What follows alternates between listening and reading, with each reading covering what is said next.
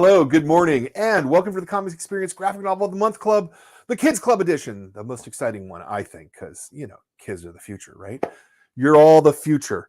Anyway, we've got a great book for you this month, and it's Shelley Frankenstein, COWPIGGY, by Colleen Madden, who is right there. Hi. Hi, Colleen. How are Hi. you? Good. Yeah. I'm excited. I thought this was a load of fun book. I love the cartooning. I really like this a lot. I ask the same first question every time because I think it kind of gets to what we're doing here, and it's this, quite simply: why comics? Of all the things that you could be doing, what is it about comics that speaks to you, that lights you up, that makes it be the way that you want to express yourself? Why comics? I come from the land of picture books and juvenile publishing, and I've been doing that straight for like almost 15 years. But I love graphic novels. I mean, I've seen like the whole Amulet series. I've seen Scott Pilgrim. I love Scott Pilgrim. Um, and it was just in a picture book, you have like a small playground, like 0 to 32 or whatever. And I just felt like I just had more to do, more to say, and I needed a kind of a wider scope. And for Shelley, I've had that in my head for, decades. And she definitely couldn't fit into a picture book. We did try, and then when we finally decided, nah, she's going to be a graphic novel, then it was like, whoa, huge stage. It was like directing a film, and I think that really works for me. I have a kind of a theatrical background, so like I get to play all my characters, I get to freak out my family by acting stuff out, and it went on for a good long time, and it just felt like a really good fit. It was a great way to tell a story, a great way. Yeah. Picture books are pretty different from Hmm. comics. Typically, they're what, like 20 pages, 24 Well, pages? I'm not a math person, but they have to be divisible by 4. Sure, So sure. 28, 32. I did one that was 64, but that was like, Okay. a pinch. And that actually was probably my junior graphic novel because it had panels and I was trying to figure out how to tell this girl's story and I needed more space and the publisher was really accommodating. But yeah, typically they're like 32 to 48 pages. Yeah. Right, yeah. And so that's a lot different than doing, what do we got here? It's a 200 pages? Well, you don't have page So numbers. Ah, no page numbers. I think it's 180. I'm not a math number person. Like when the story ended, that's when it ended. Yeah. Sure. So, given you now have a much wider canvas to be able to tell the story, how did that change how you approached it? Um, I could storyboard it out. I could um, take my time with it. I could create like a really good narrative arc, and I didn't have to worry about it. I had more physical time with it, which really helped a lot too. Sure. When you're doing picture books, I don't I actually know almost nothing about picture books. I'm a comics guy, but it seems to me that a lot of sort of the storytelling of a picture book is finding sort of one perfect image to move the story forward in the 30 to 40 that you have, right? And so Mhm. you've got to be very economical about what you're doing. Yeah, exactly. And that's why I think graphic novels is a better playground for me because I tend to do a lot of dialogue in my head and it ended up on pages now. In picture books, you have to kind of pull that back a little bit. Yeah, yeah. You said you've been doing them for 15 years. Is that what I heard? Did I hear that right? My agency for over 18.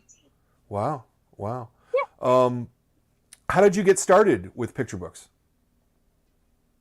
When I was in college, I had an English major and like a contract illustration fine arts major. And I tried to think, well, where does that fit in the real world? There's advertising, there's working in films. But then, like, I was always making these books and stories when I was a little kid, so I just sort of like organically found a career. It took a while though. Like I did a lot of weird stuff before I actually started working from home, working with an agency. And you have to do a lot of like meat and potatoes illustrations for education and other authors, game board stuff, drawing a lot of dogs. Yeah, yeah. Did you go to college for art or? It was like a contract major. I Uh-huh. was doing so much fine arts stuff, but they didn't have a fine arts major, so we just kind of made one with the English department. And then my senior year, I did a lot of like literary and drawing together in tandem. Yeah. So, but you weren't thinking 15 years ago that you would be doing comics, or were you? Um, 15 years ago, I think it was, no, I mean, I was a mom. I had little kids and it was a little different. And I was working in an advertising agency as like a house illustrator, but also doing a lot of like farmed out work for the CEO and his daughter's birthday and stuff like that. And then I had to be home with my sons for all kinds of reasons. And then I found a great illustration agency, and they've been taking care of me ever since. Yeah, oh, that's very good. It's a lot of like art dog stuff in the beginning. You just do whatever they throw at you. Like, yeah, I can do that. I can do that. Sure, sure. Um, what's the first comic that you remember really sticking with you? Calvin and Hobbes. Oh, Calvin. Okay. Yeah. Flat out, yeah. And Peanuts, but definitely Calvin and Hobbes. And since I did Shelley, I can see that influence all together now. Yeah. How much Were- Calvin and Hobbes took it. and you were reading Calvin when you were a little girl? Yeah. And Peanuts. Yeah. Yeah, teenager, 20s, college. Okay. I got to escape. I got to go. Yeah. Okay. Were you? Did you ever do comics when you were like a kid or? Yeah. Yeah. I did like Mean Girl comics with Mean Girls in the sixth grade and like Okay. created a different world for them in a sketchbook. Right. Right. Right. That's It was cute. very cathartic. Yeah. Yeah. I bet. What was the what was kind of the genesis of genesis of the idea for Shelley? Where did she come from? So I love Young Frankenstein. It's one of my favorite movies. It's totally up there, top five. And every Halloween, it was always on TV when I was a kid. I didn't get to see it in the movie theater, but I totally got to see it on TV all the time. And I still watch it, every year. And I wanted to do my own version of it for kids because it's so funny. I mean, there's adult stuff, but there's also unbelievable comedy in it. And I really wanted to share that with kids, like on a kid level.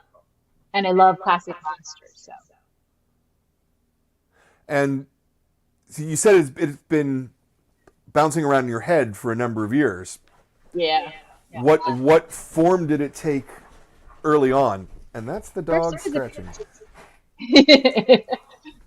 First it was a picture book, and we kind of hammered it into 64 pages, then 48 pages.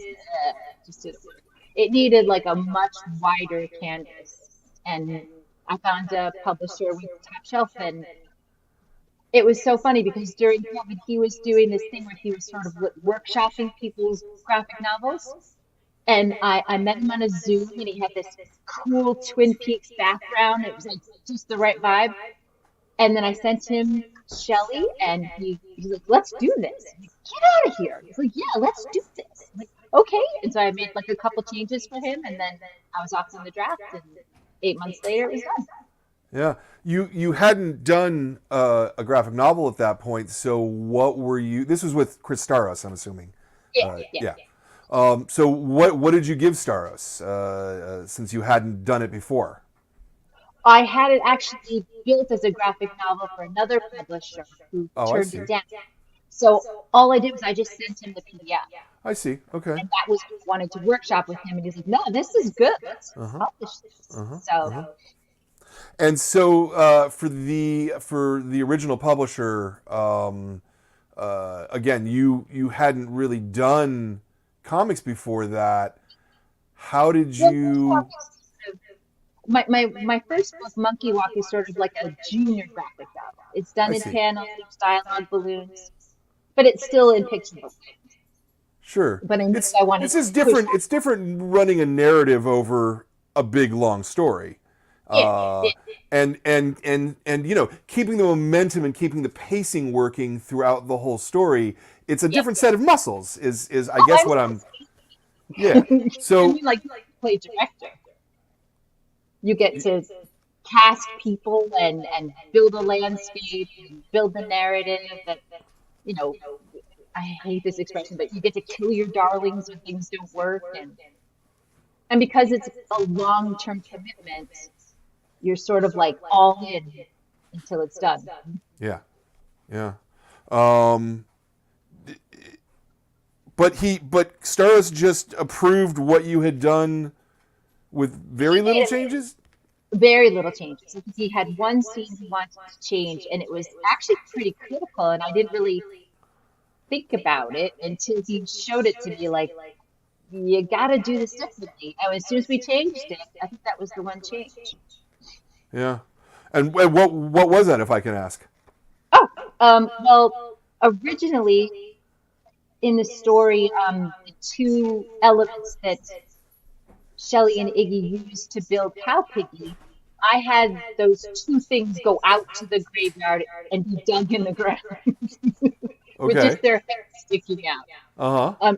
just to make it a little creepy. But Chris is like, no, no, no, no, no. Let's take it back to the laboratory.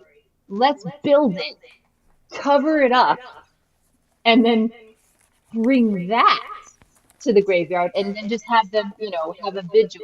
Hi, other person. I Sorry see about that. it's okay. I can hear my voice like bouncing all over the place. So, is that my headphones or? I'm good. I'm good. Um, Yep. so I covered them up just like he suggested. They had them build it, and then we covered it up and brought it to the graveyard, and then Shelley and Iggy just kind of, sat around and waited for the sun to go down, and then they brought it back home. And he was right. Narratively, boom, it made so much sense. And then it also led into the great scene where you see like the hoof move, Yeah. and it worked. It was really smart. Yeah. And Yeah. that's when I Yeah. was like, he gets me. That's cool. Nice. Nice. I'm actually really impressed that other than that it was basically the same thing that you handed him. Yeah, yeah, pretty much. I mean, I think he just really dug the characters, and he knew I was kind of an oddball, so like he sort of embraced that right away, which was good. Yeah. Yeah. Yeah. Where did your original idea for Shelley come from? Other than Uh, obviously, I heard that you say Young Frankenstein, but yeah, that's that's it, one is not two at that point, if you know what I mean. that's math, but I get it. Yeah. Yep. Um, so I wasn't really a doll kind of girl growing Mm. up. I had a mouse, a real life mouse. I had kind of horror comic book action figures. Like I forgot what they're called, but there's great like Frankenstein, Wolfman, Dracula, the Brides of Dracula. And I would terrorize my sister's Barbie. She's 11 months younger than me. And I would terrorize them. Like I would have the Wolfman chase Barbie in the backyard, or I'd have Dracula just show up in the penthouse and just, totally freak him out. So that's part of the story. And then my younger sisters had a lot of stuffed animals, and I really wasn't into stuffed animals. So I would sort of, and, and, that was a part of the story too. So it all kind of came together. Did I you did did you actually take the stuffed animals and like rip them apart and sew them back together again? I wasn't very good at sewing, but tape worked, and Right. then I could do like, rudimentary sewing at one point. I kind of grew out of that phase, but I never got over like terrorizing Barbie. That was just my thing. Yeah. Yeah. Um, Love classic monsters. They're awesome. yeah. No, very much so. This is it actually doesn't have a number. I thought it had a number on it. Is the idea here that this is going to be a series? It is, isn't it? That's the idea. Yep. Yeah. And I'm working my butt off on book two. Oh, great. Yeah. Great. How far do you envision it in your head going? Book two? No, in general. Do you think you got 5 books worth of ideas? Yeah, probably. Yeah, because somebody made a really good comment. I think it was on Goodreads or something about like, oh, you should bring in the mummy and you should bring in who's that water guy? The Creature of the Black Lagoon, like, and have them, somehow be a part of this world. And I have a vast database of monster movies that I've seen in my head, and this next one is based on one of my other favorites. So yeah, I can see like a three, a four, a five, and yeah, because Nice. Shelley and Nikki are a fun pair, and COWPIGGY will always be a part of it, and more creatures that they build will always be a part of it. So it'll be a family. Yeah. They might travel. I don't know. No, I, that sounds like a lot of fun. That oh, sounds like a thanks. lot of fun. I would love to see more. The I really liked the cartooning in this, not just the cuteness of it, but just sort of the how it goes on the page. Since this was the first graphic novel that you were doing, how much were you learning how to tell a story with multiple panels on a page? 100%, all the time. It was a brand new thing for me because a picture book, especially if somebody else writes it, you're just the art dog. You just draw it out. Even if it's mine, I separate and wear a different hat for that job. This was different. This was literally like creating a movie and storyboarding on the floor over there and, acting out the characters and coming up with the creations and creating a little group of villains. And yeah, it was a brand new experience for me. But I feel like now going on to book two, I've got this great template and process that I can dive right back into. Yeah. What was um what was the hardest part of doing a graphic novel for you? Was it Whoa. was it that storyboarding part of it where you're on a page by page, or the page turn maybe? Deciding what could be kept and what can be lost? That's a tough one. Especially that's the killing your darlings thing. Especially like if I created something that I thought was like perfect, and then my husband or my sons walk by and be like, no, I don't get that. I'm like, you don't get it. Why don't you get it? And then getting up and walking away and doing laundry and like, why don't they get it? If they don't get it, no one's gonna get it. Breaking down, and then the next day and coming up with something else. That's a tough process because as an artist, you put time and love into a character, and then but it's all up in here, and not everybody else is up in here. I mean, I'm Sure. learning that now. It's Sure. all I got to be able to tell a story that everybody gets at the same time, not just me. So the editing part was tough. The time part was tough. Working 12 hours a day for something on 8 months is a long commitment. I mean, Yeah. my people ate a lot of pizza, and I had to Yeah. make sure they dressed properly when they walked out. But other than that, it was. But that part, I think it's a process now that I understand, and I can look at my time now in the day and say to my agent, okay, if I'm working on COWPIGGY 2, I can't do this, this, and this. I mean, I tend to multitask a lot, and I learned that doing a graphic novel, it can't be like that anymore. I can't juggle so many cats and have success anymore. I need to like pick a couple cats, juggle those, and see how it goes. Sure. Sure. Because I'm thinking that when you do a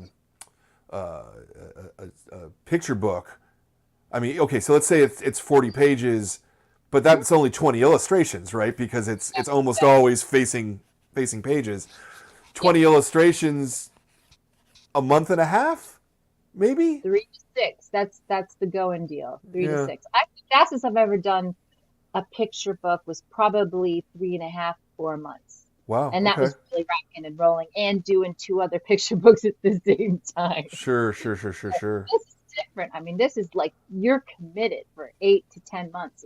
And I've talked to other like people that have done just graphic novels last year and like 8 to 10 months. Dude, I was working on mine for like 1 to 3 years Yeah. but they're huge, 200 plus pages. But Yeah. I think we all kind of find our process. I'm sort of a manic night person, so I try to get a lot done at night. Mm-hmm. Hmm. You know, Did but I do you get did you start with a script? Did you just start going straight to thumbnails? I started with thumbnails. Mm. Basically like enlarged thumbnails on a white piece of paper and then just built that and then put it all on the floor to see the flow, how it looks. Like I think in Pixar they have a room where they do it, right? But I just have my dining room floor. So Right. I just put all the pages out looked at the story, looked how it fit, then did shuffling and moving it around, Hmm. and then cleaned up the sketches, brought them in, and then started building. Interesting. So no formal script at any point then. I had a story, like an outline. I mean, I'd love to be better at that part of it, but I'm so itching to get drawing. Yeah. And the writing part, kind of comes as I'm drawing. I think that that works really well for me because I make a lot more changes when I'm drawing. Like, I thought I was, but I should do it this way instead. Sure, sure, Do you know what I sure. mean? Like, Yeah, absolutely. ideas come faster when I'm drawing. If I'm just sitting there writing, it's like, it can take a really long time. Hmm. Uh, no, that's interesting because I would say most of the graphic novelists I talk to are very, very manuscript focused in their heads, right? Like they're very like I've got to have it in words first. It's like a film's script, right? Yeah. With loose descriptions.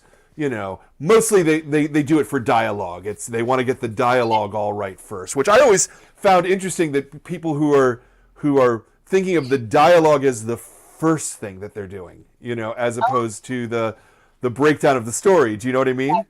yeah, exactly. I do a lot of improv with the dialogue. The Yeah, dialogue it comes when I create the character with their mouth open, and then like, oh, what's he gonna say? I know what he's gonna say, yeah, and then that sort of builds it. I'm stronger at that than I am about a narrative arc, and I tend to like even in Shelley go off piece because it's really funny in my head, and I yeah. need to figure out like how to make that a little bit more of a universal thing because there were a couple comments like it does go away for a little while, narratively, but then she pulls it back in, and but that's sort of my style too. So, and that comes from drawing. As I'm drawing and writing, not writing and drawing at the same time. And Yeah, I'm dialogue driven, definitely. yeah. Yeah, you've certainly got to entertain yourself while you're making it, considering how Yeah, long they.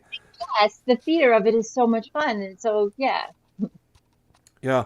Were you when you when you had the blank page in front of you, like before you had drawn the very first drawing, Mhm. what was it like getting started on the graphic novel for you? Oh, that's a really good question. Um, there's that blank page fear that's horrifying for everybody. I mean, if you're honest, like you know what you're gonna do, but there's that pause, that anticipation that the first line that you make is gonna suck. So you Yeah. want to just wait till it feels better. But what I did is for this book, is I read a lot of Calvin and Hobbes, and I wanted to get that kind of vibe going, that sort of like improv-y, funny, unpredictable style, and just way to tell a story. And I did all that homework, and then I sat down and then I started with Shelley and who she is and why she's so important to this story and how she's like a complicated person, but she's a very likable person and she's a very funny person. And then from there, it flowed. It had Mm-hmm. to start with Shelley, though. It was interesting. Mm-hmm. And then Iggy just made sense because he was Igor. Yeah. And but I'm assuming, based upon what you said about spreading everything out on the dining room floor, that you didn't keep it in the same order that you drew it at the end. I shuffled some things around, Yeah. definitely. They made more sense, and they were so similar to what I had given Chris in the original draft that it wasn't even noticed. So, but Yeah. it was shuffled for me, and it made better sense. Uh huh. The what you gave Chris was uh basically the layouts, yeah, Older, or the oh, it was final art at that point. oh no, it was a sketch, No. pencil Okay. sketch, but Yeah. a Yeah. clean pencil sketch. Yeah. Yeah. Yeah. Okay. Um, and you said that you just did it on white paper is how you put it, like normal copy paper or whatever. Well, I mean, I drew it out years ago, and then I work on a Wacom tablet. I work in Photoshop. I work in Painter. So then I scanned in my sketches, cleaned them up, did like Yeah. typical line, color, ink, all that, and then came up with a style that I knew was going to work with the kind of paper and print that they were going to do on the top shelf end. Yeah. And then I was just rock and rolling from there.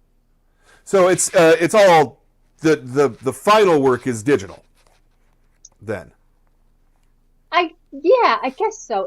Yeah. It's a weird question to ask because everything right now is digital in that way. I mean, everybody draws, but they also bring it into their computer and do Sure. the color and do the line and the cleanup. I mean, almost anything that I read is done that way, but you almost feel like a tiny bit like hesitant to say that because yeah, of course I've drawn this out, but I mean, I do it digitally, and there seems to be this kind of like it's not the AI thing, but there seems to be this like, oh, so the computer did this. Like, no. I mean, drawing on a Wacom tablet is like drawing with a pencil. It matches my drawing hand exactly.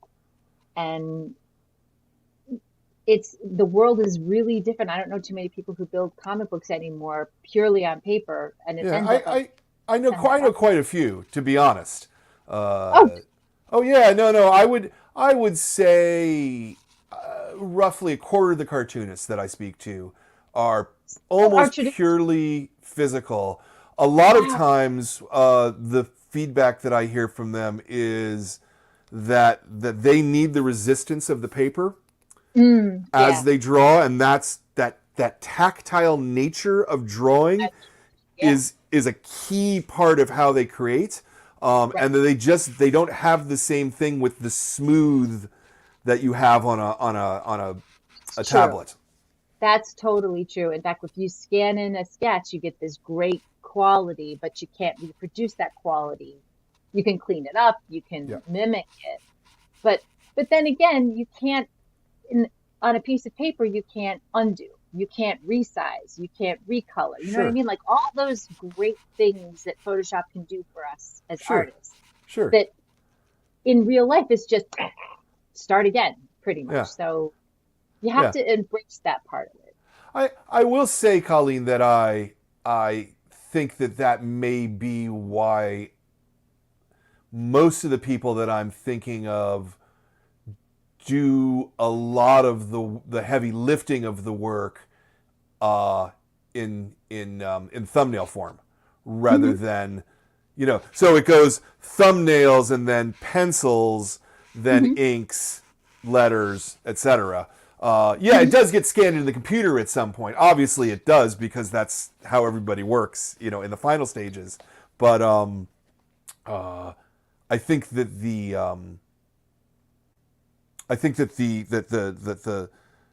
the thought of like they don't need to resize is what I'm saying as much at Oh, that okay. point because they've solved the problem already on a smaller Yeah. scale. You know, Hmm. Hmm. yeah. There's Well, that but the beautiful part is there's no right or wrong way to do it, right? Like whatever the right way to do it is how it works.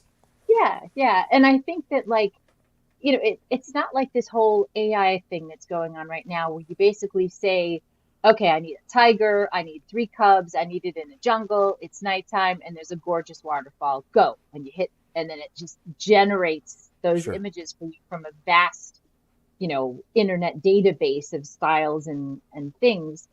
You still draw, you still think it out. And drawing like on a Wacom or an Intuos is exactly like drawing on a piece of paper, except with the paper itself. Yeah. I mean, it matches your hand no matter what tool you're holding, and you sketch. I mean, like what I sent you for the second book, that's all Wacom. That's all my sketch pad inside my computer. Yeah. And that's just my hand drawing, like it's if I was drawing on a piece of paper, but it's much easier to sort of like get it clean and get it done quickly when I draw it on a Wacom tablet. Um, but I think everybody does some version of that. I think pretty much, I mean, I'm trying to think of this gorgeous Neil Gaiman thing that I just read the other day, the Study in Emeralds. Yeah. That's drawn, but it's also drawn in the computer and colored in the computer and Sure. cleaned up in the computer. So, but it seems like it's like a bad thing to say that I work in a digital playground, but it really, No, it no, is. no, no. I that wasn't. I'm sorry if you thought that I was.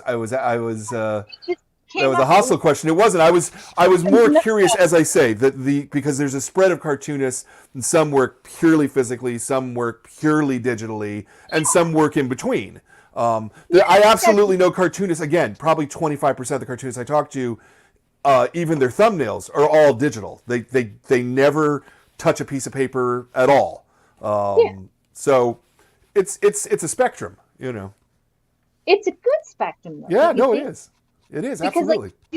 you could talk to, like my mother-in-law will be like, "Oh, so you tell it you want a cow that looks like it, and the computer does it." Like, "No, mom, not no, no, no, I draw it. It's totally my hand, my drawing." She's like, "But it's in the computer." Like, but yeah, but it's I mean, it really depends on who you're talking to, but it's like digital is just another tool in your artist's, you know, what's the word I'm looking for? Palette, Yep. toolbox. It's the same kind of thing. Like I have a pencil, I have a stylus. I Yep. have an iPad with a stylus and an iPad with a pencil. So Yeah. And I think we're many, many, many years before you can actually do comics with an AI. I hope I we get there. no, and I don't think that we will, because I don't think there's enough of an upside to do it Yeah, that way at that point, you know, because I've seen people try to do AI comics, but they're always panels that have nothing to do with the other panel, right? You there's can't yeah, there's not there you can't get a computer yet, at least, to draw the connections from one drawing to another that right. we do as human beings when we see two illustrations like that, you know. And I think that the harder problem with it is my husband uses a version of it in his law firm, and they're experimenting with a style of voice when they write things like reports or blah blah blah. Like, give me what Hemingway would do with this quarterly review. Right. And the AI that they use literally picks and cherry picks ideas from Hemingway's work Yeah. and mimics his style. Sure. That's kind of creepy. It is That's kind of creepy. crazy. Yeah. Yeah. And then with art, it's the same thing. Like I met a guy at Small Press Expo, and we were just sitting and having a drink, and he said something like, "Well, I have this comic book, and I have done it 100% in AI, and I've been trying to get somebody here to like, take it on." And I was like, "Well, how do you mean AI?" And he goes, "Well, I basically tell it what I want, panel by panel, and then I tell it what kind of style I'm looking for." And I go, "You put in like Charles M. Schultz, you put in, Bill Watterson." He's like, "Yeah, kind of like that," and then it'll recreate that. I'm like, that's their stuff. Yeah. That's you're borrowing their stuff. I mean, I'm not a legal person, but I know that that's a little creepy. So, I mean, I don't know where it'll go. I hope it never goes to like I've seen it do full on books though. They're all over Amazon. There Sure. are publishers that are like they're now called AI publishers. So, Sure. I mean, it's out there. But Prose they're prose is borrowing. very different than comics, though. You know, like Yeah, just as one example. You know, I don't think that that this page where Cowpiggy is kind of flying across the room, I don't think that that could be done convincingly by AI. I think that's very much a cartoonist needs to yeah, see the timing of how it yeah. moves, where the space, the swivel, like all of the phases of this are the art of cartooning that I you can say to a computer, I would like to see the cow fly across the room, and it would give you something, but three panels of it, a page of it that works as a satisfying page unit would be That's difficult. fair. I acted that whole scene out, man. Did I you? don't. I needed her to be like, la la la la la, and then the cow could doing what he was, doing what she was doing, and then I needed that swivel. I needed her books to go flying, and Yeah. then I hope I could never figure stuff like that out. I personally think it's just creepy. I hope it like kind of. I know it's a wild west on the internet, but it would be nice if somebody, a sheriff, would be like, "All right, AI, I'm just gonna put you over here, and you're gonna you can only do this, this, and this." Yeah. But um, but then again, we could be in hoverboards every day pretty soon. So Yeah, I don't know about that. Maybe, could be. Anything could happen, you know. anything could happen. Yeah. Um so okay. So you started laying out on paper, um, was it loose leaf paper? Were you in a book that you then ripped out so you could put it on the table, or were you just like using typing paper or something to Oh, get the? my husband works in an office, and when he does go into the office, since we're still like post COVID and nobody goes into the office anymore, he'll just bring the paper. Just big stack of copy paper, and yeah. Yeah, yeah, Mhm. Because you could just pick up a page, move it over, pick up a page. yeah. Where do you draw on a tilted drawing board? Do you just draw on the table? How do you? Oh, when I draw, Yeah, just right here on this table. yeah. Cool. Yep. Not like a drawing board. No, no. Yeah. I wish, but no. The setup is pretty good in here, so I just do it that way. Uh huh. How long did it take you to do your first initial pass of your layouts? Oh wow, a week. A The first week. one. Yeah, once it Wow. I flew. Well, my sketching style is very fast, and once I get going, I like have to get it all out there and then, cull it and find out what the problems are. But yeah, I do draw really fast. My slow phase is finals because I'm really picky about color Sure. and, depth and contrast and all those things that, you need to take your time with. Especially COWPIGGY because they made it look so cool and pulpy and vintagey. The paper that they use, the Yeah. style, it's really beautiful. Yeah. And it Yeah. blended so well to the old school comic book style I was going for. I'm impressed with this notion of a page, though. I mean, sorry, a week to do the layouts. There's 100 and some odd pages here, whatever that number is. Um, that's It that's just, a that's a it, lot. That's like 10 pages a day, more than that. 20 pages a day. I started with an agency like, with my feet off the floor instantly, doing like 5 picture books my first year. And so I got really quick. I had to. Um, I'm trying to slow that process down now because 88% of it is going to work, and that other 22% like really has to be hammered and honed and taken care of. So Sure. I can cathartically get it up there, but I have to be really just a little bit slower and more methodical with the putting it together phase, if that Yeah. makes any sense. Yeah. No, that makes a lot of sense.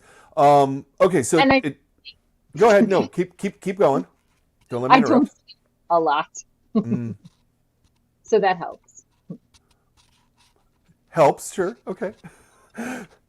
Doesn't help you though, because you need sleep. Everybody needs to sleep. Don't stay up Oh, too late, Dron. I just, but I can draw till like 2:30 in the morning. Maybe not so much these last years post Right. COVID, but yeah, once I get a thing in my head, I just have to kind of get to it. It has to get out. Yeah. Okay, so it took you a week to lay it out. Hmm. Then you spread it out all over the dining room floor, and you go, "Oh, this doesn't work. That doesn't work. I need to change this. I need to move this here." Yeah, That next part of the process, how long did that take you, that was roughly? like 3 weeks because I Okay. got some like good advice from my husband, who's a writer, and you know, got into the habit of getting out of my own head, which is really important for me. And like, just because it's funny in my head doesn't mean it's going to be funny on paper and everybody else is going to get it. So that was a more critical time. Yeah. Yeah. Okay, so 3 times as long, and a month roughly altogether to Yeah. till Yeah. you're happy with the bones of it. Does that? Enough to, yeah, enough to Yeah. give it to somebody to say, here, what do you think? Mm-hmm. Yeah. Mm-hmm. Mm-hmm. Mm-hmm. Okay. Then you started scanning it all in. Hmm. Okay. How long does the scanning take for 160 pages?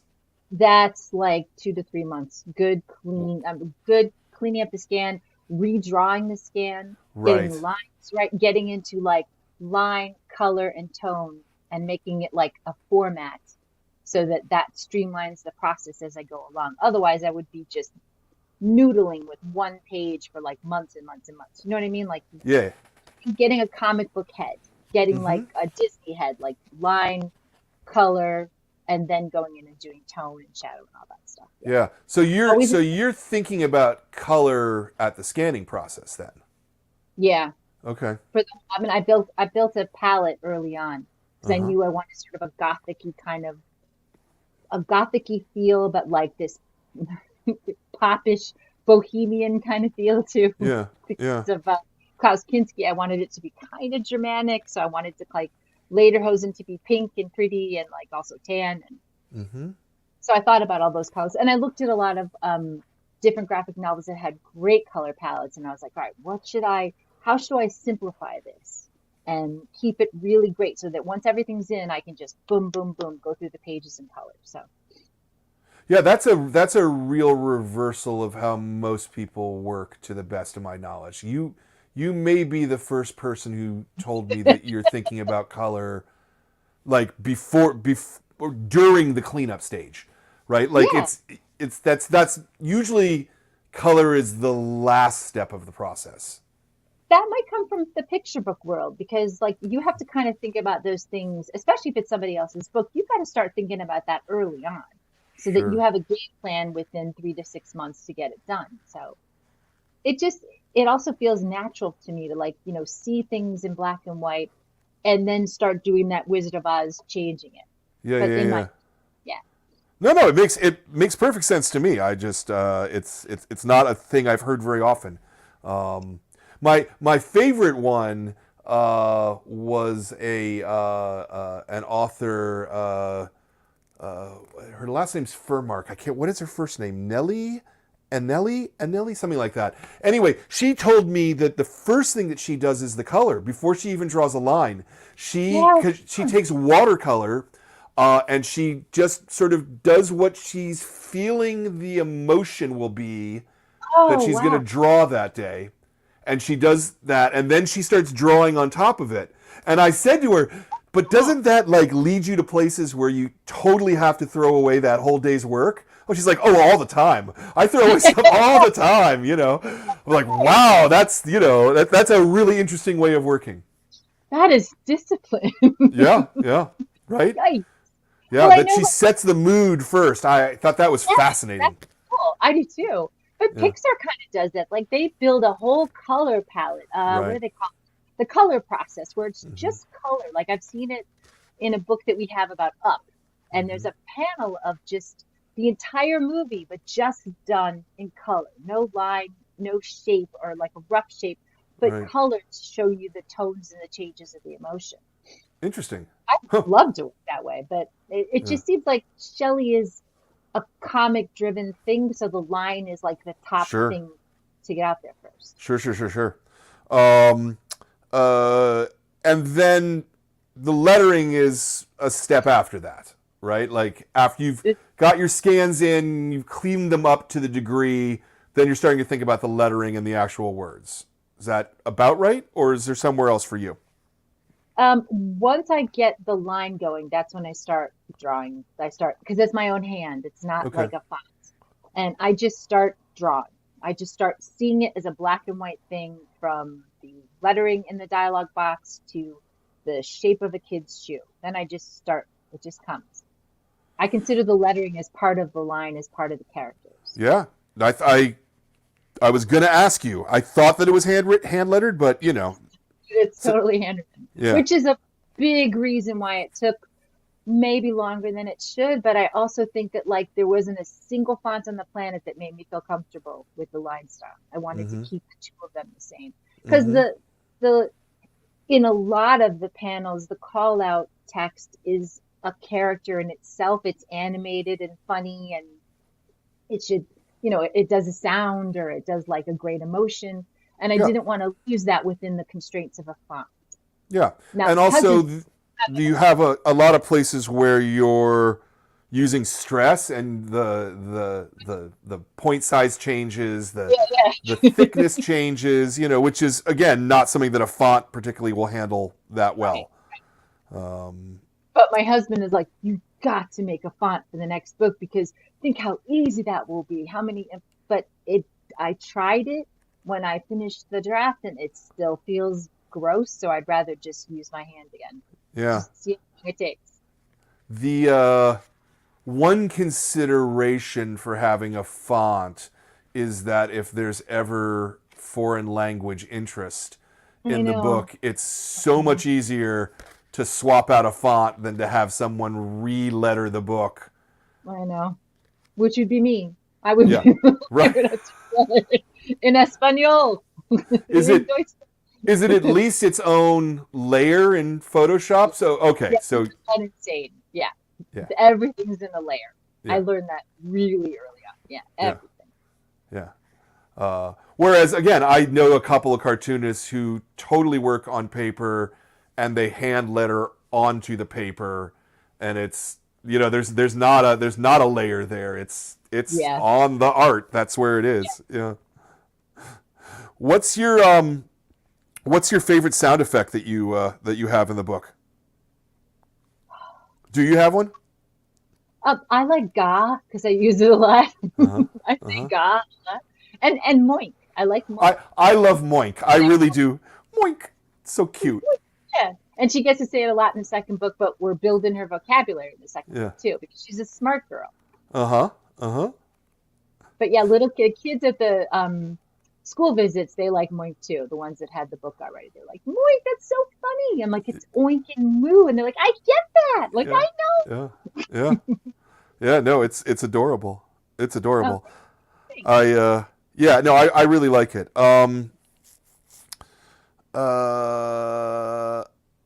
How about the page? How about this page where it's the I that one. I have a story too, and then it kind of goes off in its own little thing.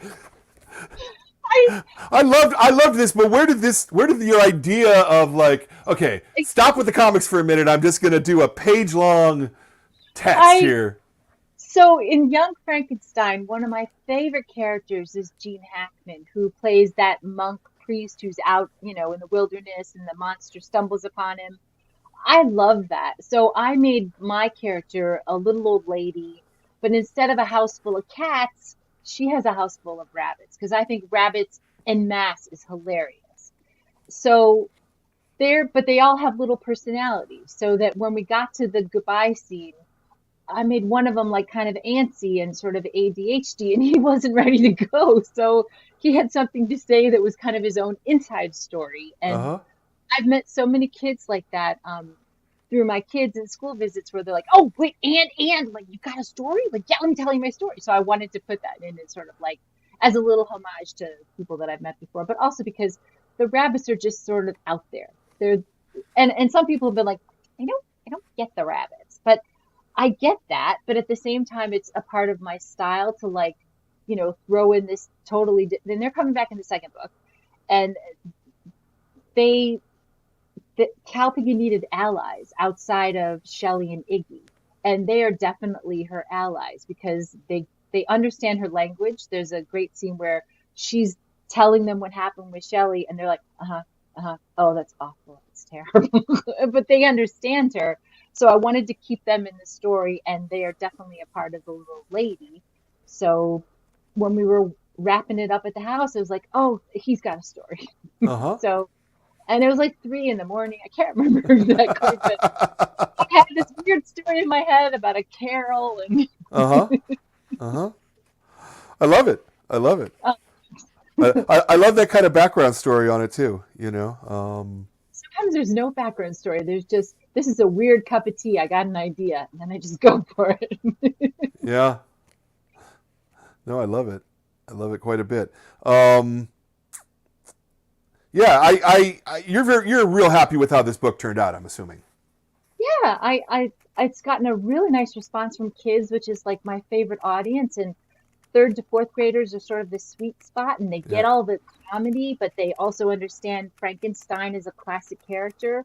Some of them even get young Frankenstein, which is really great. And they get a lot of the Easter eggs. They pulled out stuff that I forgot that I put in there, which is really cool. Right. And it, it's it's fun to see them like, do the moink too. That's really awesome. That's Yeah. exactly what I wanted to have happen. And I want to keep creating stuff with Shelley and Iggy. So yeah, I am happy with it. Yeah. I mean, Yeah. I want to put back on stuff like the rabbits, but I also that's a part of me. I have to I gotta have a weird in there, something Sure. different. Nothing wrong with weird, especially with kids stuff. I think kids stuff, the weirder Yeah. the better. I've said many times my favorite movie, or one of my favorite movies at least, is Willy Wonka and the Chocolate Factory, which is just the strangest, The most original. bizarre movie, like just Yep. crazy Yep. and scary and weird and Yep. just nonsensical in places. That's Yeah. it's beautiful. It's the way it's supposed to be. Like Um, a character in the book that actually a little girl picked up on right away. She's like, "Tell me about Creepy Jenny." And Creepy Jenny she has red eyes and she's dressed like that adorable girl from the first Frosty and the Snowman animation. Like she's got the earmuffs and she's in pink and she's perfect, but she has red eyes. And yeah. I had a mouse that had red eyes. And like I loved her, but she also terrified me because one day she ate all of her babies. And it was the weirdest thing. But my friend who worked at the pet store was like, that happens. She gets hungry, you forget to feed her. I'm like, ah. So Creepy Jenny became this like perfect Rankin Bass Christmas character, but also my mouse with the red eyes. And she's also like loves Shelley's characters that are the creepiest. Like that's what she likes. So she's Creepy Jenny, and she's another little like thing that like made sense to me, but some people haven't picked up on. But I love that weird thing that I put in there that people kind of go, I don't really get that. I Yeah. mean, I want them to get it, but at the same time, I like that. Well, it's really odd. Oh, I like it too. I like it quite a bit. How far into book two are you? I am almost done. Oh, wow. Finally, it took a while. I had to come back from vacation and jump right onto it, and I really wanted to get it to them, way before Thanksgiving. But then I got two other projects happening at the same time, and because of COVID, I'm playing a lot of catch up with work. So Um, and then one day I just sat down and just started committing to it and cranking it out. So, and because I know my characters pretty well and I know the story pretty well, I can get something to Chris soon that'll be like, here's book two. What do you think? Hmm. Hmm. I've still got a couple things to work out because the story that it's based on, or the thing I'm trying to homage again, is complicated. And I want to make sure that I embrace that, but also keep it in the world of Shelley and Iggy. So, Yeah. Cool. thank Uh, can you tell us the subtitle?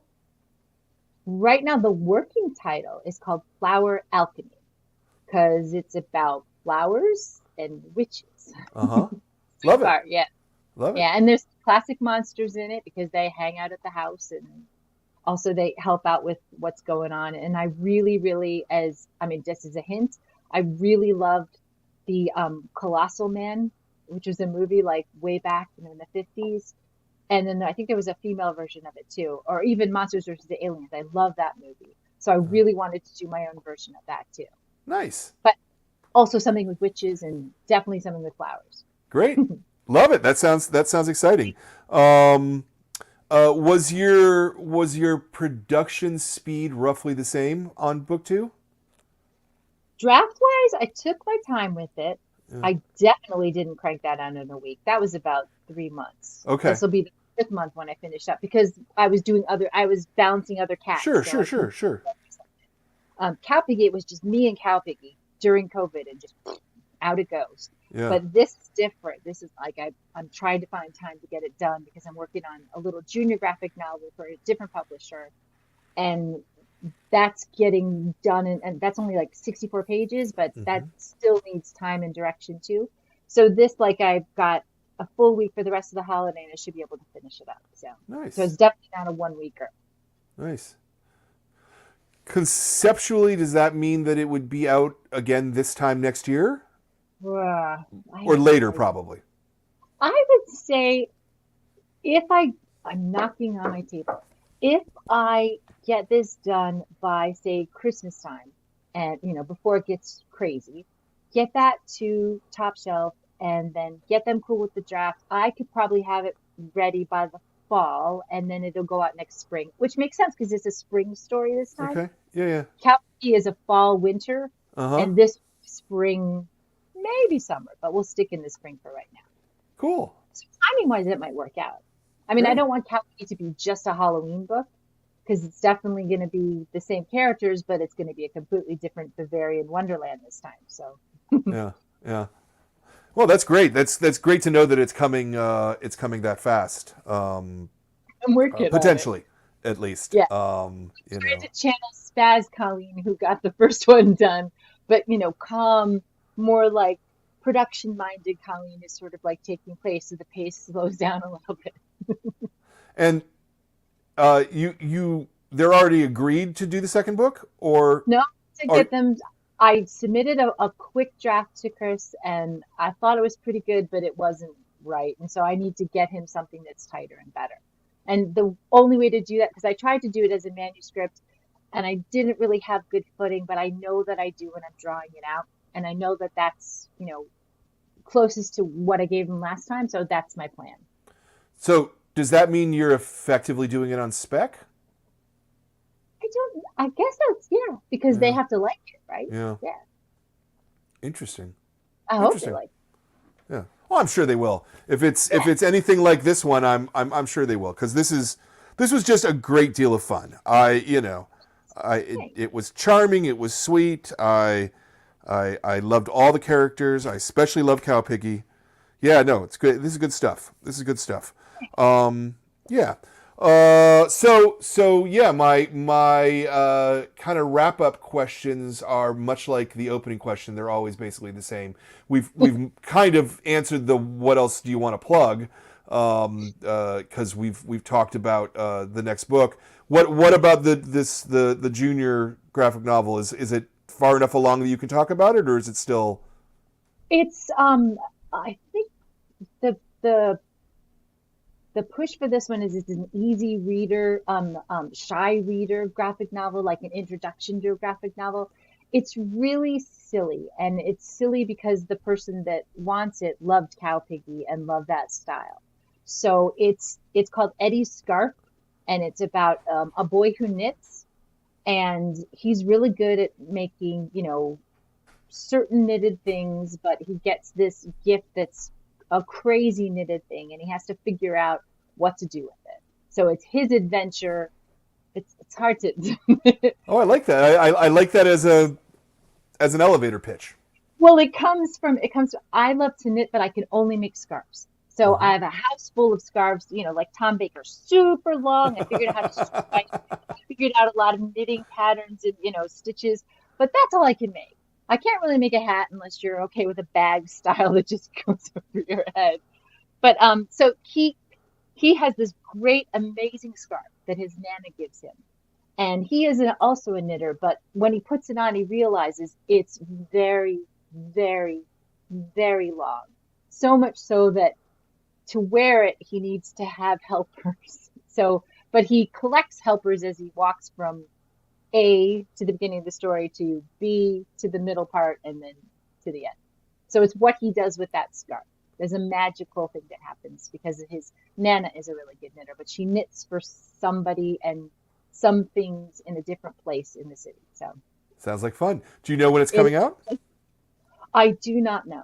I do not know. I have to get that into them and see what happens. I see. Okay. Another. It's in that part of the process. Okay. Yeah, kind Uh, of, yeah. do you have anything coming up immediately that you want to plug? You don't have to. I'm trying to be polite mostly. um, Not like just the new Cow Piggy book. Um, Keep working on that, and then nothing that's coming out. I mean, things that have been done before, like Christmas Too Big, that's out. It's Christmas again, so people can get that. Very good. Very good. Very good. Okay, and so then the final question is always this is a long series of interviews. We interview a lot of cartoonists who are doing comics in very different ways. And Mhm. so I hear from a lot of people who want to make comics who aren't sure how they do it. They aren't sure of their own abilities. They're not sure about showing stuff to people. You know how that goes. So Yeah, people. what would be the piece of advice that you would give to an aspiring cartoonist for how to make comics and have them come out? It could be something physical. It could be something practical. It can be something emotional. Don't have any limitation on how you might answer that. Okay. Um, Well, I've actually talked to kids about that. Like after kids school visits, kids will come up to you and they'll just say, "I have a comic book." I'm like, "Oh, do you really?" Like, "Yeah, I have this really good idea. I've been working on it." And like you ask them, like, are you drawing every day? Are you coming up with funny ideas and are you putting them in a journal? Like, are you remembering silly things that you see? Like, are you building stories that come from you, or are you doing Disney? Are you doing Pixar? And you'll get like such a mix of messages with there, but like, I'm not any good because I'm not like Disney and I'm not like Pixar. And like, you really want to say, just be you. Whatever you've got to say, whatever story you have, whatever style you draw in, that's you. Work on that. Work on you. Put it together. Give it to somebody who isn't your mom or dad. Give it to a librarian. They're awesome. And see what they think. Come up with a good story, good characters. Keep working at it. But don't try to be Pixar. Don't try to be Disney. Don't try to be I don't there's so much anime and manga and kids think that there's stuff like we did these drawing exercises at the last school visit. It was really fun. Like kids were putting together COWPIGGY creatures. So on one whiteboard it would be something adorable and super cute, and then the other one somebody would draw something that was like gross and like scary and horrific. And then on the third whiteboard somebody would take those two drawings that kids did and come up with a brand new creature. Uh-huh. Everybody who did the cute stuff always started with those huge, huge manga eyes. And Right. I'm like, oh, it's a manga puppy. Oh, it's a manga squirrel. And like kids, I think I learned from looking at Calvin and Hobbes, like how I wanted to tell a funny story. Because everything that Bill Watterson does is really funny, but it like hits you in a good way, in a kid way. I want kids to like look at manga, look at anime, look at Disney, look at Pixar as a reference to who they're going to be and come up with their own way. That's what I would probably say. Like if you've got a story and you have a drawing style, put it together, hand it over to someone and say, "What do you think?" You know, talking about it, working on it every once in a while is one thing, but if you're serious about it, put it together, see what happens. That's beautiful. I Is that love it. I good I advice? think that's a great answer. No, I think that's fantastic. I really want to thank you for spending the time today with us. I hope you had a little fun here. I had a great time. I'm sorry I interrupted you that one time. You called it out, and I do kind of interrupt sometimes. No. And my husband would be like, "No problem interrupting." Yeah, no, you're the guest. I'm don't Yeah, you but can I'm it chatty. interrupt me all day and all night. It's fine. It's fine. Okay. I'm going to put you on a hold just for a second here while they put me on a one and I do some thanks and stuff. So Okay. Ben, put there I am on the one. Hi, hello, Hi. hi. How So can I you're do sitting that? at home, and Colleen, shh, for just for a second. You're sitting at home. You, viewer, are sitting at home, and you're like, I want somebody to read. I don't know what to read. Shelley Frankenstein. Read this book. It is fun. It is funny. It has all kinds of action in it. It's kind of scary in places. It's got a cow piggy who goes moink. It's great. You're gonna. I mean, this is good stuff. You're gonna really, really, really, really enjoy this. So this is my strong recommendation to you. Somewhere here, there's a little button you could click to be able to buy one from the store if you wanted to. If you do, we also have a little activity page that we'll send out to you if you buy it from us. So that's kind of cool. So there's that. I have some thank yous I want to make. I want to thank Jordan, my producer, who does a bunch of backstage stuff that nobody sees except for me.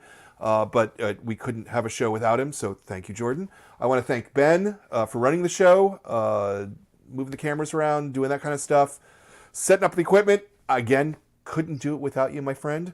I want to thank my staff at the store, Kat, Katie, and Zoe, for doing all the hard work of running the store and giving me time to talk to cartoonists, because I certainly wouldn't have as much time and energy to talk to cartoonists if it wasn't for them. So thank them all for all the hard work that they do.